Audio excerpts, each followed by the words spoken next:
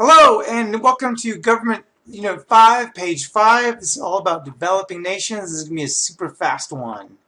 Okay, so standards of living. Standards of living is what you can buy with what you have.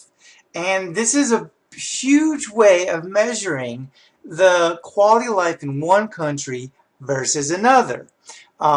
So if we have a high standard of living, that's to say that the people in that country are actually doing very well. Not just the really rich. Because right now in America we're having a problem where overall our economy seems to be increasing and improving, but the standards of living for the majority of people in the middle and lower class is stagnating or even dropping.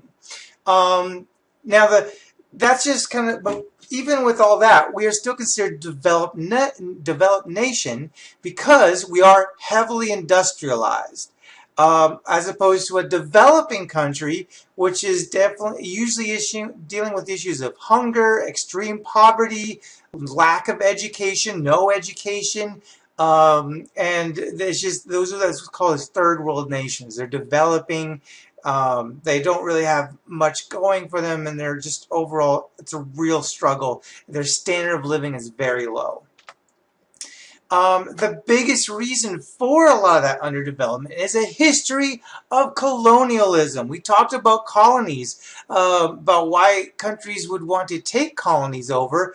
However, there's an after effect to that because colonies don't really exist that much anymore. They've either been incorporated into the original countries that took them over, or they've been released to be, quote unquote, free and on their own.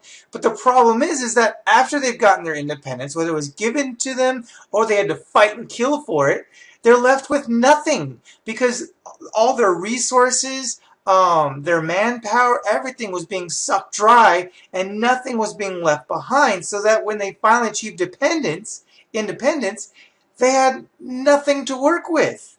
Or very little to work with. They're starting from ground zero. So whereas the countries that were controlling them, when they were left or when they were kicked out, they still had a strong foundation to keep doing well without all those colonies. But the colonies themselves, they had nothing to go back to. That was their home that was being controlled and dominated and used and abused. So they're left with very little to work with, and that's how you have countries that to this day live in the same way that people in America and Europe would have lived over 2,000, 4,000, 7,000 years ago.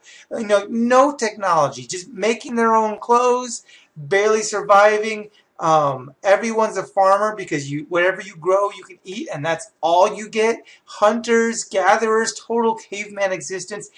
In the most extreme impoverished situations, those still exist. That's it. We're going to keep building on this idea of colonialism and expansion and the effects of tyranny and how tyrannies join up or how they build up in nations. No Edmodo, write one good question about anything at all you saw or heard. Check with me before moving on to your next video.